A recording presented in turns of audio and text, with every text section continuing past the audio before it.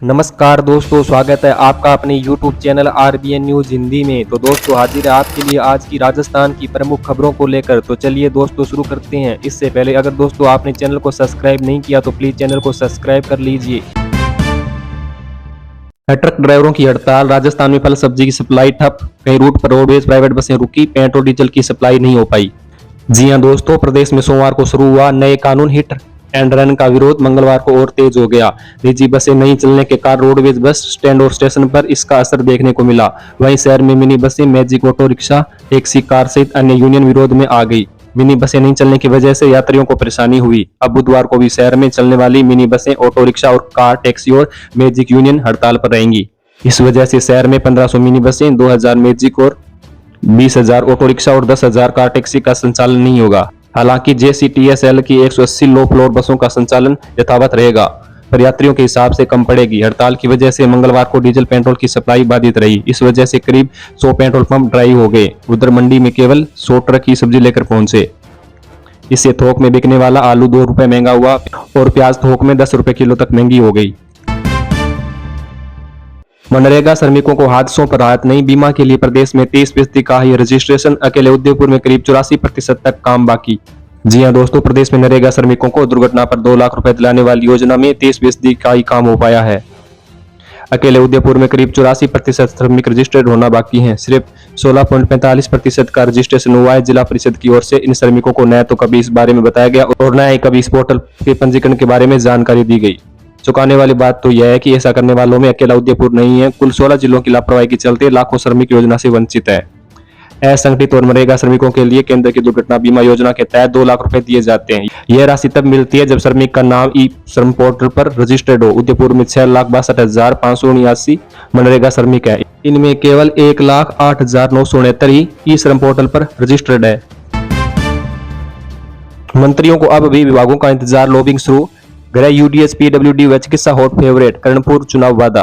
जी हां दोस्तों, भजनलाल सरकार के कई मंत्रियों ने बड़े विभाग के लिए जयपुर से दिल्ली तक लॉबिंग तेज कर दी है। विभागों के बंटवारे का ऐलान 3 दिन में होना संभव है। हालांकि इस पर कर्णपुर चुनाव की इच्छा साफ दिख रही है। यहां से सरकार ने भाजपा उम्मीदवार सुरेंद्र पाल सिंह टीटी को मतदान से 6 दिन पहले मंत्री बनाकर चौंकाया था। सूत्रों का कहना है कि चुनाव के कारण विभाग होल्ड पर है। यहाँ के परिणाम के बंटवारे में अहम भूमिका होगी। कर्णपुर में मतदान 5 और मतगणना 8 जनवरी को होगी। भजनलाल शर्मा में 2 डिप्टी CM को छोड़कर 12 कैबिनेट मंत्री बनाए गए हैं। कैबिनेट मंत्रियों को बड़े और महत्वपूर्ण विभाग की जिम्मेदारी मिलनी लगभग तय है। इन मंत्रियों में प्रमुख रूप से डॉक्टर किरोड़ीलाल मीणा, राज्यवर्धन सिंह राठौड़, गजेंद्र सिंह खींवसर, बाबूलाल खराड़ी, मदन दिलावर, जोगराम पटेल, सुरेश सिंह रावत, अविनाश गहलोत, जोराराम कुमावत, हेमंत मीणा, कन्हैयालाल चौधरी और सुमित गोदारा का नाम शामिल है। दूसरी ओर स्वतंत्र प्रभार के राज्य मंत्री संजय शर्मा, गौतम कुमार दक, जाबर सिंह खर्रा, हीरालाल नागर के अलावा सुरेंद्र पाल सिंह टीटी का नाम भी शामिल है। स्वतंत्र प्रभार वाले मंत्री भी बड़ी जिम्मेदारी के लिए दौड़ में शामिल है।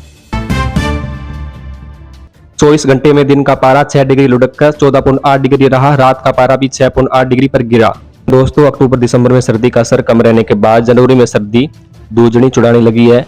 बीते 24 घंटे में इस सीजन का सबसे ठंडा दिन, सबसे ठंडी रात और सबसे घना कोहरा छाया रहा। 24 घंटे में दिन का पारा 6 डिग्री लुढ़ककर सामान्य से 6 डिग्री कम यानी 14.8 डिग्री सेल्सियस पर ही आ गया। वहीं न्यूनतम तापमान इस सीजन में सबसे कम 6.8 डिग्री रिकॉर्ड हुआ। दिन रात के तापमान इस सीजन में पहली बार केवल 8 डिग्री का अंतर रहा। सर्द हवा चलने और कोहरे के चलते वातावरण में नमी होने से दिन भर गलन ठिठुरन रही। कोहरे के चलते प्रदेश में सबसे कम विजिबिलिटी जयपुर में ही रही। यहाँ एयरपोर्ट पर घने कोहरे के चलते विजिबिलिटी घटकर 50 मीटर ही रह गई। इससे सड़क, रेल और हवाई यातायात प्रभावित रहा।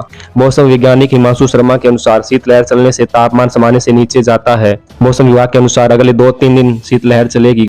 घना कोहरा छाने से दिन में भी ठिठुरन रहेगी। दिन रात तापमान 2 से 4 डिग्री तक लुढ़केगा, यानी कोल्ड डे का अलर्ट है। शिक्षा विभाग राजस्थान द्वारा 25 दिसंबर से 5 जनवरी तक विद्यालयों में शीतकालीन अवकाश है। कुछ विद्यालयों की शिकायतों प्राप्त हो रही है कि वे स्कूल खोलकर सरकारी निर्देशों की अवहेलना कर रहे हैं। इसको लेकर दूरसंचार नंबर पर शिकायत दर्ज कराई जा सकती है। राज्य मंत्री बेडम बोले, कांग्रेस लुटेरों की फौज का ERCP पर राजनीति की तो जनता ने उन्हें भजन करने घर बैठा दिया। जल्द सुनने को मिलेगा अच्छा निर्णय। जी हां दोस्तों, प्रदेश की नवनिर्वाचित भाजपा सरकार में राज्य मंत्री पद की शपथ लेने के बाद नगर विधायक जवाहर सिंह बेडम पहली बार दौसा जिले के दौरे पर पहुंचे, जहां जयपुर आगरा नेशनल हाईवे पर उनका कई जगह स्वागत किया गया। बेडम में सीधी पीठ मेहंदीपुर धाम पहुंचकर बालाजी महाराज के दर्शन किए तथा विशेष पूजा अर्चना कर खुशहाली की कामना की। राज्य मंत्री के मंदिर पहुंचने पर महंत डॉक्टर नरेशपुरी को स्वामी ने उनका स्वागत किया।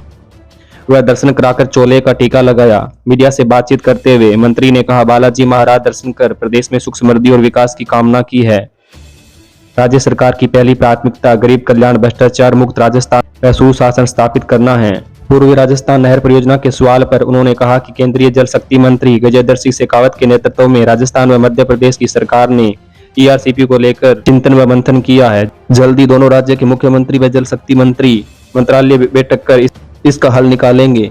भाजपा की नवगठित सरकार में बहुत जल्द लोगों के अच्छा निर्णय सुनने को मिलेगा। उन्होंने कहा कि पूर्ववर्ती कांग्रेस सरकार ने तो नहर परियोजना के मुद्दे पर राजनीति की, लेकिन प्रदेश की जनता ने उन्हें पद मुक्त कर भजन करने के लिए घर बैठा दिया और प्रदेश में भजनलाल की सरकार बना दी है।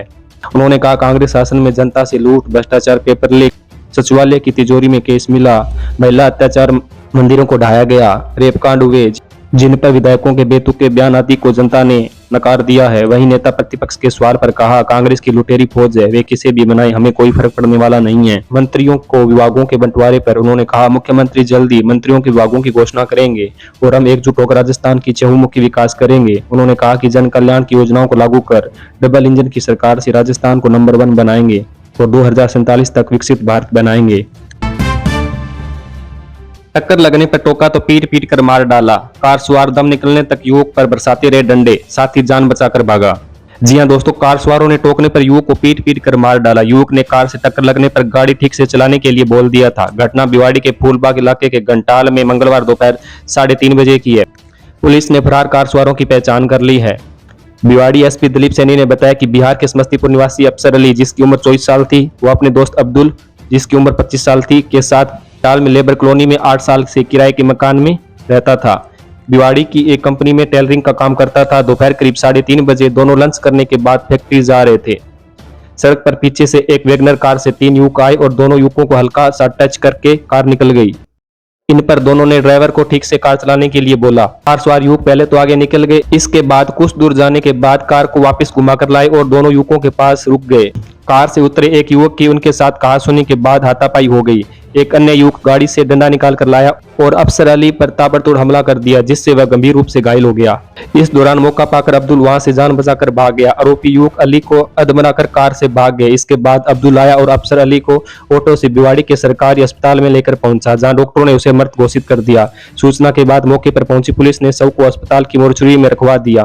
फिलहाल बदमाशों की तलाश की जा रही है। कार हरियाणा नंबर की है, जिससे आरोपियों की पहचान कर उनकी लोकेशन तलाशी जा रही है। एसपी दिलीप सैनी ने बताया कि गाड़ी हरियाणा नंबर की है और घंटाल में ही किसी के पास है। गाड़ी जिस परिवार के पास है उसकी पहचान कर ली गई है और उन लोगों से पूछताछ की जा रही है। गाड़ी चला रहा युवक घटाल का ही रहने वाला है। फिलहाल आरोपी फरार हो गए हैं। पुलिस उनकी तलाश में जुटी है। तो दोस्तों, आज के समाचारों में बस इतना ही। फिर मिलते हैं एक नई वीडियो के साथ। अगर आपको हमारा वीडियो पसंद आया हो तो वीडियो को लाइक करें, शेयर करें और हमारे चैनल को सब्सक्राइब कर बेल आइकन को भी प्रेस कर दें, ताकि आप इस प्रकार की न्यूज से अपडेट रह सकें। धन्यवाद दोस्तों। जय हिंद, जय भारत।